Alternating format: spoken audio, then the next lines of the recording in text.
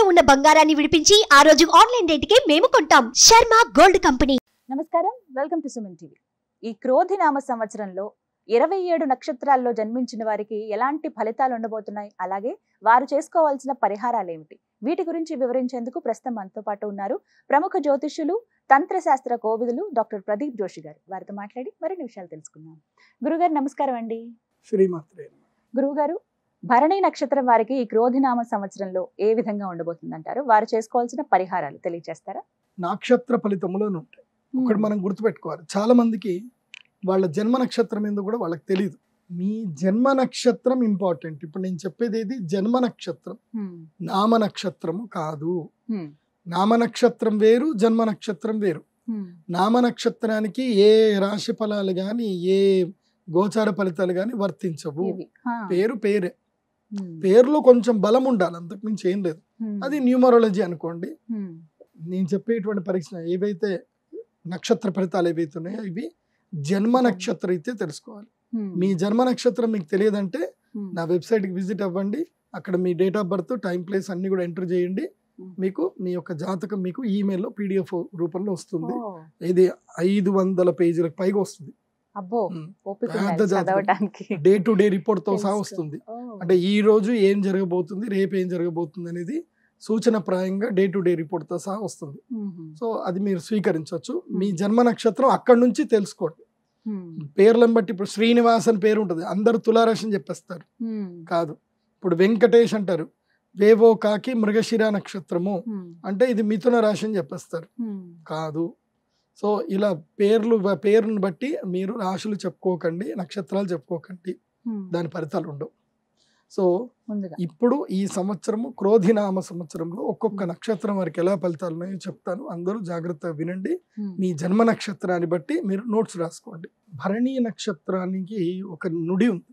భరణి నక్షత్రంలో పుట్టినటువంటి వాళ్ళు ధరణి నేల్తారు అంటారు. సో ధరణి నేలడం అంటే భూమి నేల్తారు అని చెప్తారు. ఇది నానుడి, ఇది మంచిదే.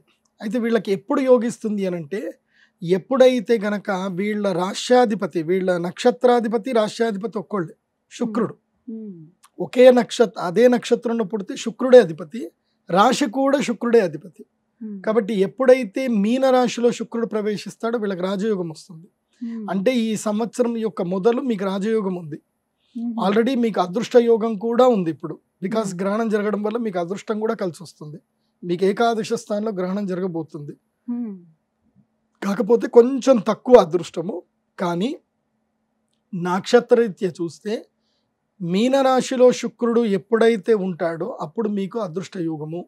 తులారాశిలో శుక్రుడు ఎప్పుడైతే ప్రవేశిస్తాడో అప్పుడు అదృష్ట యుగమే. ఇది మీరు ఏదైనా జ్యోతిష్ శాస్త్రం చూసుకొని లెక్క చూసుకోండి, లేదంటే రాశి ఫలాలు కంటిన్యూ అవ్వండి, చెప్తా ఉంటాను నేను. అయితే ఈ సంవత్సరము వీరికి భరణి నక్షత్రం వాళ్ళకి ఎవరైతే గనక ద ఏజ్ 18 సంవత్సరాల నుంచి మొదలు 52 సంవత్సరాలు 54 సంవత్సరాల వరకు ఎవరైతే ఉన్నారో వీరందరికీ రాజయోగం ఈ సంవత్సరం. మహా అద్భుతమైన రాజయోగం ఉంది. ఆకర్షణ యోగ సిద్ధి కలుగుతుంది. మీరు ఎక్కడికి వెళ్ళినా ఏది మాట్లాడినా అందరూ కూడా వింటారు. Financial deals కుదురుతాయి. మధ్యవర్తిత్వ వ్యవహారాలు సక్సెస్ఫుల్గా జరుగుతాయి. విదేశీ యోగం గురించి ప్రయత్నం చేసే వాళ్ళకి సక్సెస్ఫుల్గా ఉంటుంది. ఉద్యోగం పోతుంది, అది మంచిదికే, అది చెడుకేం కాదు. ఎందుకోసం అంటే కొంచెం మీకు తిక్క ఎక్కువ కదా, దానికి లెక్క లేకపోతే కష్టము. కాబట్టి ఉద్యోగం అయితే పోతుంది, పోయినా మంచిదే. వ్యాపారం ఏదైనా చెయ్యండి. ఈ సంవత్సరం భరణి నక్షత్రం వారికి అదృష్ట కాలము.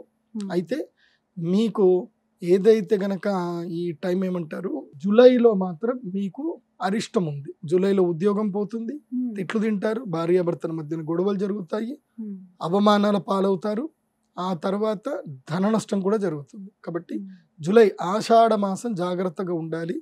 నోరు జారకండి భరణి నక్షత్రం వారు. తల పొగురు కాస్త తగ్గించండి భరణి నక్షత్రం వారు. కేవలం సంపాదన మీద కాన్సన్ట్రేషన్ చేయండి.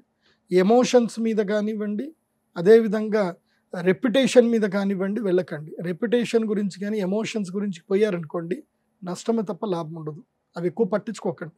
డబ్బు సంపాదించడం మీద కాన్సన్ట్రేషన్ చేయండి. ఇది ధనయోగానికి సంబంధించిన అదృష్ట సంవత్సరం కాబట్టి భరణి నక్షత్రం అరిచేసుకోండి. అయితే ఈ భరణి నక్షత్రం వారికి అరిష్టాలు రావద్దు అంటే ఫస్ట్ సూర్యగ్రహణ ప్రభావం అయితే మీకుంది.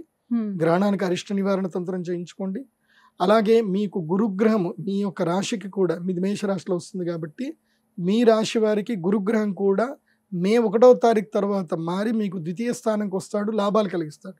కానీ అరిష్టాలు కూడా ఉంటాయి కదా, ఆ అరిష్టాలు పోవాలి అని అంటే మాత్రం మీరు తప్పకుండా అక్షయ తృతీయ రోజున శ్రీ మహాలక్ష్మి యాగం చేయించుకోండి, మీకు అన్ని బాగా కలిసి వస్తాయి. లేదంటే కుంభాభిషేకం అయినా చేయండి మీ చేతుట అమ్మవారికి. చక్కగా వివరించారండి. నమస్కారం. శ్రీమాత. సుమన్ టీవీలో మీ పర్సనల్ అండ్ బిజినెస్ ప్రమోషన్స్ కోసం కింది నెంబర్కి కాంటాక్ట్ చేయండి.